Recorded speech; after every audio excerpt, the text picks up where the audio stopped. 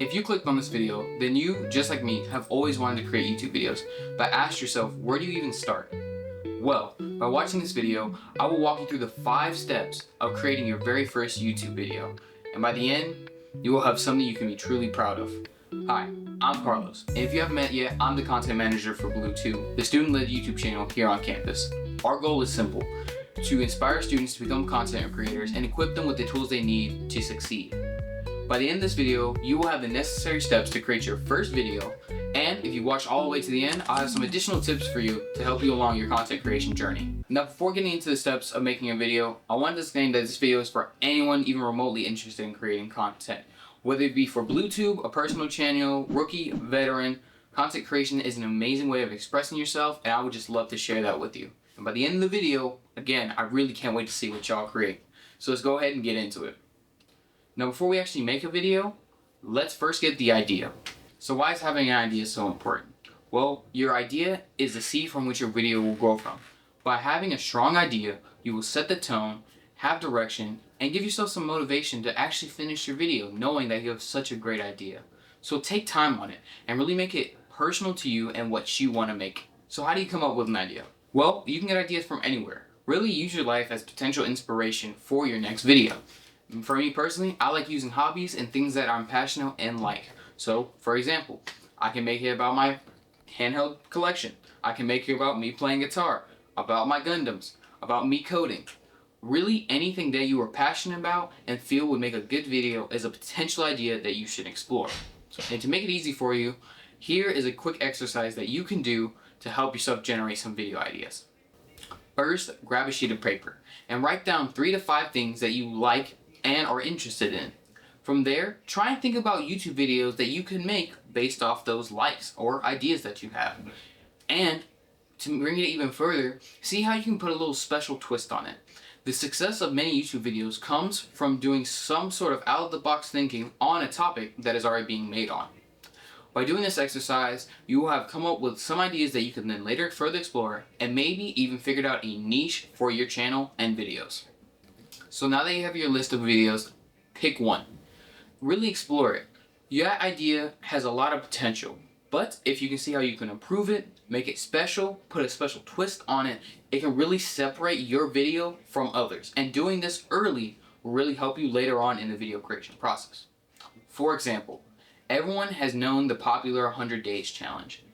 And with that special twist, it can be applied to numerous topics, whether it be 100 days learning how to skateboard, 100 days of playing in DayZ. Really take that idea and see how you can apply it to your niche content or your idea to make it something special and unique. All this to say, researching and see what other YouTubers are doing or not doing with your idea or niche can really help you separate yourself from the swarm and ocean that is YouTube. Now that you have your finished idea, next is scripting. This is where you take your idea and really flesh it out into what you want to see on camera. Now, there's always a big argument whether you should script or freestyle, and it is up to personal preference. However, from my personal experience, I always recommend scripting your video. What scripting does is it allows yourself to pace your video, plan your shots, and really hone the direction you want your video to go. In the past, I freestyled it, and I always felt that I could be better. And once I started scripting, I really saw how choosing what to say and how I want to direct my videos can make it so much better and engaging with you, the audience. So now that you're going to make a script, it's important to know that you're not just writing a high school paper that you're reading off in front of a camera. There are certain elements and techniques that you can use in your script that'll make it 10x better. And with these elements, you'll be able to retain your audience more and get more engagement out of them. To start, you can divide your video into 5 parts. First, the hook, then the promise, third, the action, 4, reflection, and 5, the call to action. With these 5 elements, you will start to create the story of your video. The hook is where you want to grab your audience and get them interested in your video. You only have about 15 seconds before the audience will click off. So what you want to do is tell them what you're about to do, what they're about to see, and what they will gain from watching your video. This could be in the way of, like I said, showing you how I will give you 5 steps to get your first video. Or, if this is a story that you're telling to your audience, you can show them clips of the future of what they're about to see. The point of this is you need to provide value to the audience and you need to do that at the very beginning. Next is the prompts and setup. This is similar to your hook, but in this you want to go into more details, answering the 5 W's so that the audience knows really what they're about to watch. However, if you feel that leaving out a W and putting a little bit of mystery in your video will help with engagement, feel free to do that, and also hint at a potential reveal, so again, keeping your audience hooked and watching the video. The main action. This is where the majority of your content is going to be held, and can be split up into 3 acts. The build up, rising action, and finally, the payoff. The best way I can describe this is imagine telling a story of how you learned to juggle. Your build up was how you learned how to just juggle one ball, tossing it into the air, catching, tossing it in the air, catching it. Not that exciting, but showing the initial startup. Then comes the rising action. You start adding a ball. Now you have 2. You're showing struggle. You're learning, but there's still growth there. But there's still that tension of there could be more.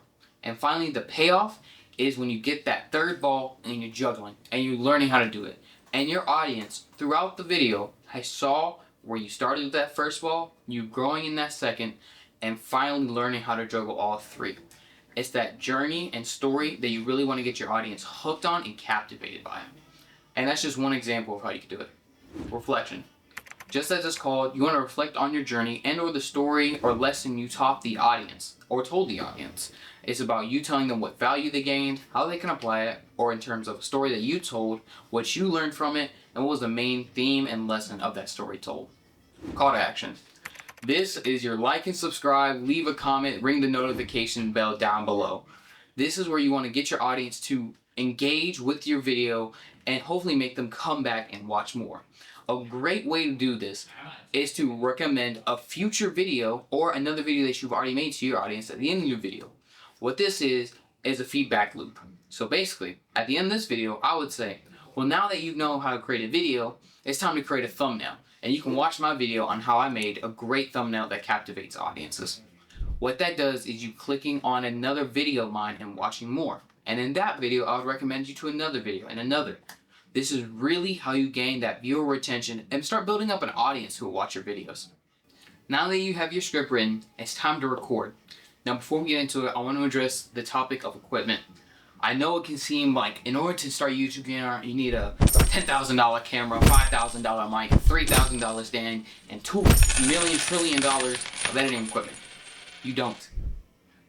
The biggest YouTubers started on something small like their phone, some simple editing software like iMovie. I truly mean it. This is a camera that you can use, your phone, to record videos. This is a digital camera you can use to record videos. Anything that can record video and sound is something you can do to make your videos. So please, don't feel intimidated. Don't feel like you can't enter the hobby because it's too expensive. You have the tools necessary at your disposal, and I can't wait to see what you do with them. Get creative with it. Don't see it as a limitation, but see it as something that will make your videos unique, and do the best with what you got. Now, depending on what kind of video you're making, whether it be you documenting your journey and just making a script based off what you saw, or if it's you writing a script and then recording based on your script, let me get this out the way. Your script is your shot list. If you don't know what to record, read your script. See what visual images you imagine while reading it. That is your shot list. Think about what you want the audience to see that will best help reflect what you were saying in the camera. And that's really the best advice I can give you when recording getting that shot list. Get creative with it. Use inspiration from your favorite YouTubers and see what they are doing to be successful and copy it. It is said that good artists create and great artists steal. So live that. This whole setup I got from a favorite YouTuber who does finance podcasts. And I just like how he does his talking face videos. So it's okay. Steal. Now it's time to edit your video. And again, I want to get this out the way. Yes, editing software can be expensive, but it doesn't have to be. There's products like DaVinci Resolve for free, iMovie if you can, and a bunch of other things you can explore to edit your video. Do not let these high price numbers scare you from making what you want to create. You can do it. Be as creative as you can. Again, I really recommend DaVinci Resolve. That's what I use, and you can use the free version just fine, plus plugins that make it even better. So, I highly recommend to not let the scary price of editing software stop you from making this video. Now that you're editing, I really want you to let your style shine, okay? And if you don't have a style, take it from a YouTuber. For me personally, in my earlier videos, I like the nice, high-paced, meme content, just posting stuff out there in that kind of audience retention model. It was fun. I find it funny. But now I realize I want a nice, slower, more down-to-earth style, and that's what I'm going for. But editing is where you can truly make your style shine, and that's where you need to. So go crazy, experiment, try new things, and if you get stuck, watch a YouTube video. That's what I do. Now for some tips to make your video have a way higher quality than it actually is. First, I can't stress this enough, having good audio. Good audio goes lengths into making your audience want to keep watching the video. Think about all the times you had to listen to something that had horrible audio. It's not enjoyable, you can't understand what they're saying, and you just want to turn it off. But when you can hear what they're saying, the audio is crisp and clear, there's not a lot of background noise, it really makes the video sound so much higher quality than what it actually is. So, 2 tips. Get a nicer mic and learn how to position it well so that you can get good audio. Or 2, re-record over yourself while editing the video. That's completely fine. As long as the quality sounds good and crisp, I promise you people will like to watch your video. Additionally, while rewatching your video, see if there's any parts that are redundant. If there's fluff or something that's unnecessary, cut it out. If you wouldn't want to watch through that part, what makes you think that your audience would? So cut out fluff, cut out unnecessary parts, and make your message and story streamlined and clear. And finally, if you actually get into the editing process and you feel like you're lacking footage, that's okay. Record more. Just because you're at the editing stage doesn't mean you can't go back and improvise or add on. That's the great thing about making a video. It's what you want to do and how you want it. So if your vision is you need more content, then go out and record some more. And before you actually finish the editing process, go back and rewatch your video. See if there's parts that you don't like or feel like that can be redone better.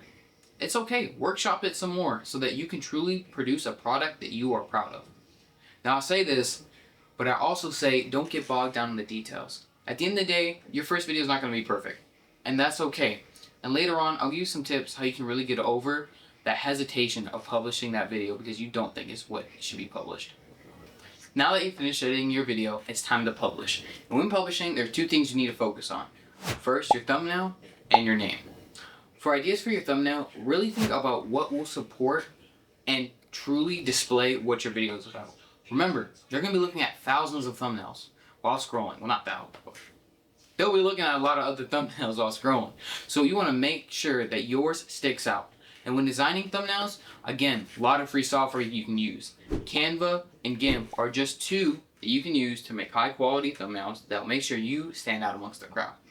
And additionally for your name, make sure it will have keywords that will be used in the search bar. This will help audiences find your videos faster and make sure you're in the niche and topic that you want to be in. And again, don't be too bogged down in trying to get the perfect name or the perfect thumbnail. Just make something that will truly represent your video so that in those 5 seconds the audience can see it, they'll want to click on it. Now that you publish your video, you're not done yet. One thing I can truly tell you that separates YouTubers and great YouTubers is understanding YouTube analytics. After your video is published, people watch it. And YouTube will track how long they've watched it, how many times people have seen the thumbnail but not clicked on it, and a lot of other useful data and information that you can use to help improve your next video. See where people started clicking off your video. See that maybe your thumbnail wasn't good enough, it wasn't getting enough clicks, and you can improve it. Really use these analytics to your benefit so that you can make another great video. And additionally, use this as self-reflection. See what you want to do to make your video better and what things you can improve on. Now all this being said, and you having the 5 steps you need to make a YouTube video, my final advice for you is this. It's going to be okay. Your first video is not going to be perfect. And why should it be? You've never done this before. This is your first time. And that's okay. Hey, Editor Carlos here. I just want to tell you that I've been making videos for a while. Even I still mess up, and I feel like I can always do better. So don't feel pressured to have that really perfect video that first time, okay? This is just my advice to y'all, and I really hope you guys like this video and take it to heart, and I can't wait to see what y'all make. Use this as your stepping stone to make that first video and continue to improve, okay? And remember, once you hit that publish button, You will have done something that most other people have been too scared to do. You have overcame your fear, said screw it to what other people have thought, and have made something you can be proud of. And as I told you before, here's a call to action. If you like this video, make sure you leave a like and ring the notification bell, subscribe to see what other BlueTube creators are making here on the channel. I really hope you like this video, and leave a comment down below about what your very first video is going to be about. Alright, peace.